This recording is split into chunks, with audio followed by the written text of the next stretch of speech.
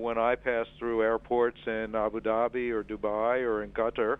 The fact of the matter is that I'm checked very thoroughly. My bags are searched. I'm often patted down. It's not a big deal. People coming into Pakistan are often patted down as well. And so what we're talking about is not substantially different from what many people experience already and have been experiencing, and it's not that intrusive, and it's not that problematic. I know that there's been a lot of talk in the press about strip searches and other kinds of very intrusive searches. This is simply not part of the plan or of the program. There's been no discussion of any kind of extensive search the way it's been discussed.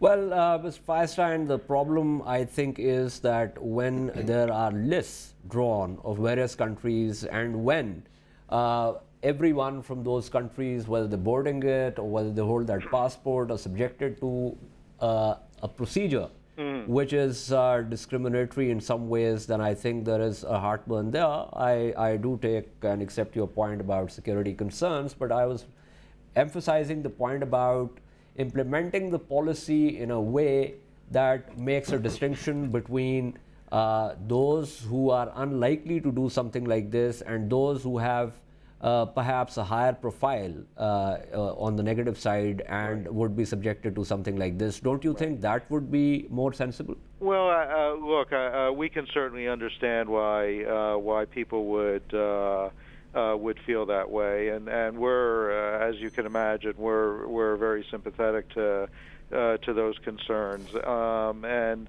you know, unfortunately, you get into a situation of trying to provide the most effective way of doing something, the most efficient way, the way that affects the fewest number of people, and sometimes this is the way it turns out. There was certainly no intention on anyone's part to enact a system that is discriminatory against Pakistanis.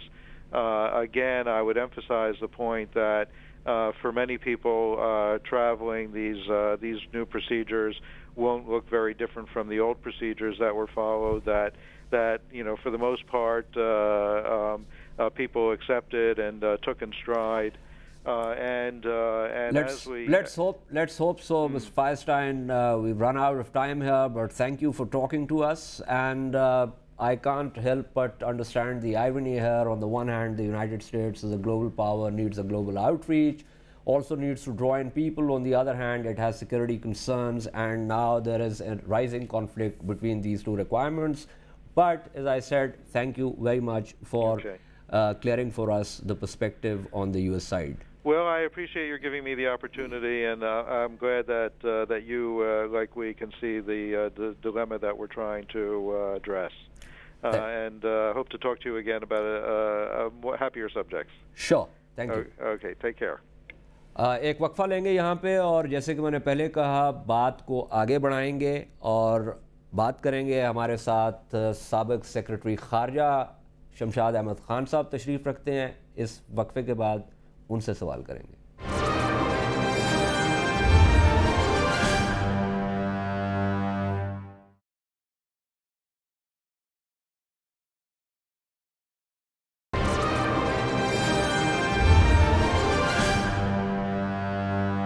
سیاسیات میں خوش آمدید. جیسے کہ وقفے پہ جانے سے پہلے میں نے آپ کو کہا تھا، ہم بات کر رہے تھے جیرلڈ فائرسٹائن سے، جو کہ نائب سفیر ہیں امریکہ کے یہاں پہ، اور میں نے کہا تھا کہ اب ہم بات کریں گے ہمارے سابق سیکرٹری خارجہ شمشاد احمد خان صاحب سے. خان صاحب، جیرلڈ فائرسٹائن سے بات ہو رہی تھی، کچھ آپ نے بھی سنی.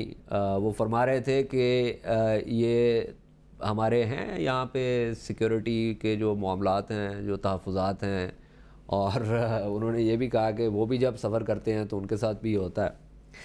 ہم نے بہت سخت اس پہ ایک پوزیشن لے لی ہے، تو کیا خیال ہے آپ کا اس کے بارے میں؟ دیکھیں، میرا خیال ہے اس مسئلے پر ہمیں ڈسپیشنیٹلی نظر ڈالنی ہوگی اور پورا تناظر سمجھنا چاہیے. اچھا، مطلب آپ پاکستانی قوم سے چاہتے ہیں کہ وہ غیر جذباتی انداز میرے خیال میں ہونا چاہیے، کبھی تو ہمیں چاہیے کہ پہلے تو یہ دیکھیں کہ 9/11 کا جب حملہ ہوا تھا اس کے رد عمل میں امریکہ نے 2 جنگیں دنیا پر مسلط کر دی تھیں، ٹھیک ہے نا؟ ان میں سے ایک غیر قانونی تھی اور دوسری کا اگرچہ جو افغانستان پہ چڑھائی تھی یونائٹڈ نیشنز کی طرف سے ان کو منظوری تھی، لیکن اس جنگ سے ان کو کچھ بھی نہیں ملا، مکمل ناکامی ہوئی۔ 8 سال کے بعد اب وہ راستے تلاش کر رہے ہیں۔ یہ جو سارا مسئلہ پیدا ہوا ہے، یہ جو اسپیشل اسکریننگ کا، یہ وہ شو بامبر ایک ایسا واقعہ ہوا جس کے بعد انہیں یہ رد عمل تھا اس کا، اور اس لحاظ before I come to the main topic جو ہے یہ سمجھنے کی ضرورت ہے کہ کسی بھی آزاد ریاست کو حق پہنچتا ہے کہ وہ اپنے علاقے میں باہر سے آنے والوں کا داخلہ بند کر دے، تبھی ویزا کی ریکوائرمنٹ ہوتی ہے، یا پھر آنے کے لیے جو قواعد و ضوابط ہیں وہ بنائے۔ صرف ایک شرط یہ ہے کہ وہ قواعد و ضوابط جو ہیں وہ بین الاقوامی عالمی قوانین یا جو کنونشنز ہیں ان کے خلاف نہ ہوں۔ اچھا، اب یہ ہے کہ امریکہ نے اس واقعے کے رد عمل میں یہ قواعد و ضوابط بنا دی، اسپیشل اسکریننگ کی شرط لگا دی، 14 ملک سلیکٹ کر لیے۔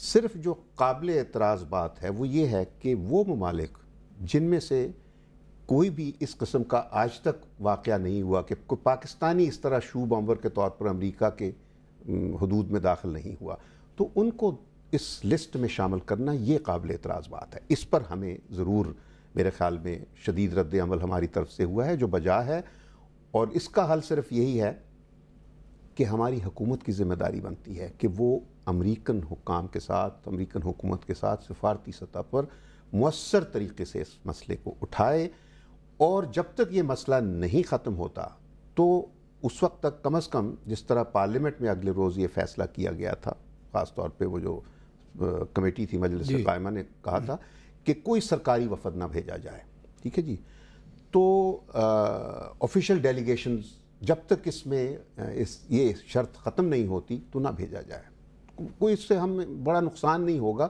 وہاں سے وفد آتے رہیں گے، ان کو آپ اسی قسم کی شرائط سے گزاریے تو ریسیپروسٹی، بلکہ ہمارا خرچہ بھی کم ہو جائے گا۔ ہاں، خرچہ کم ہو جائے گا بہت، کافی حد تک۔ اچھا، دوسرا یہ ہے کہ ایسے پاکستانی جن کا وہاں جانا ناگزیر ہے تو وہ ان کو ذہنی طور پر تیار ہونا پڑے گا کہ یہ شرائط ہیں، اس طریقے سے اسکریننگ سے گزر کے جانا ہے، وہ ان کا ذاتی فیصلہ ہے۔